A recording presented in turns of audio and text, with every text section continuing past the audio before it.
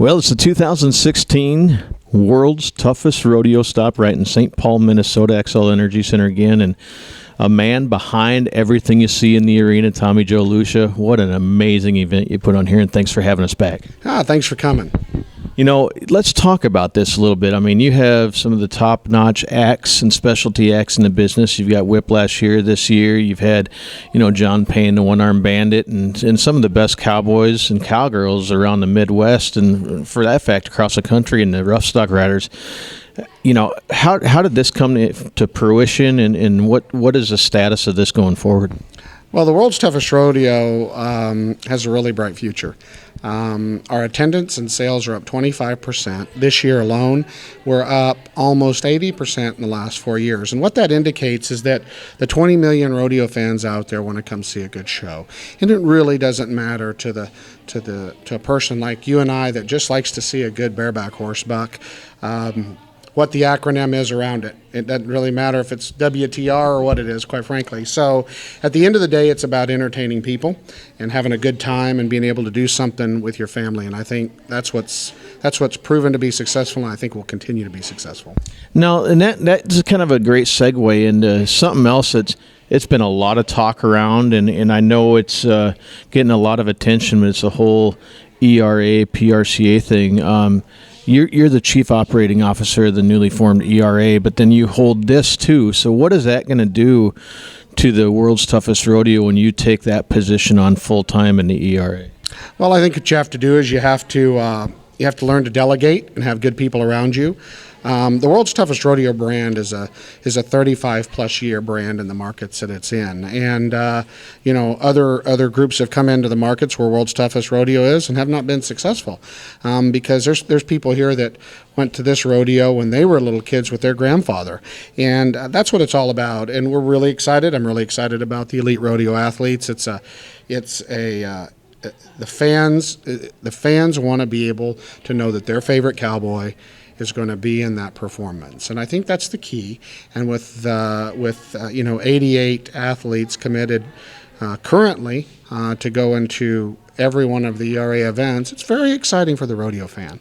Absolutely, and let's dig into that. I don't know how it's pretty fresh in people's minds, but there's been a lot of speculation about exactly what this injunction ruling means to the athletes that are part of the ERA when they were able to be in the PRCA events up until a couple days ago. Their prize money was withheld, if I'm understandable. And then now that the injunction there's word going around, and I just want to get it out of the horse's mouth without speculation, that they lose that prize money and they get their entry fees back. How does that all work, and what is that mind frame doing to the folks that are part of the ERA? Yeah, it's sad that the injunctions were not upheld, but it doesn't change the focus of what the ERA is about. It's very sad for guys like Trevor, who wins Denver. Yes, it is true. All of their money and earnings were held in escrow, and now that the ruling has happened, they have forfeited all of their expenses. They do get their fees back, and I feel sorry for the guys, but they've been talking the last couple of days, and this just continues to kind of enforce to them that the ERA is a really good thing for them. And the Cowboys have the options. The Elite Rodeo Athlete, each Cowboy has the option to not be an owner. The ERA as an administration doesn't care. It's their option. They cannot be an owner and compete in both. And just like our press release said, currently it's pretty close to 90% of the 88 guys have opted to keep their shares. And unfortunately for the rodeo fans, because that's what I think it's all about, is those of us that love rodeo, they're not going to be able to see those guys in their favorite PRCA rodeo. And that's sad for the guys that are competing, but more sad for the fans that sure like to see them win. Absolutely, and there's a lot of speculation about the females in the barrel racing because they say that they're not under the bylaws because of WPRA, so whether they're a shareholder or not, they're still able to compete. What's that all about? I can't accurately answer that, and I just can't. I really don't know the legalese associated with that. We're treating all 7 disciplines the same, and at the end of the day, it really doesn't change anything for the ERA except for the fact that the cowboys that want to participate in PRCA rodeos will have to not be owners. And that's what it's all about. According to the PRCA, it's not about participation, it's about ownership. And so, for us, what's important is we have 100% commitment from our roster to be at every one of our events, including Redmond, Oregon on the 25th of March, where this will be the first time this has been seen.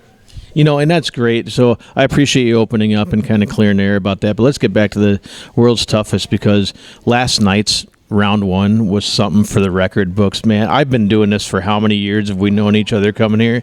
And to see guys coming back from devastating injuries, horrific automobile accidents that about took their life, and they both win the long round. Dalton Kingery, Lance Schwartz. This place went nuts last night, and all that excitement you can tell is still in the air coming into tonight's second round. Yeah, we had pretty close to 10,000 people in attendance last night, and we're expecting almost 15,000 tonight, and the stock was outstanding.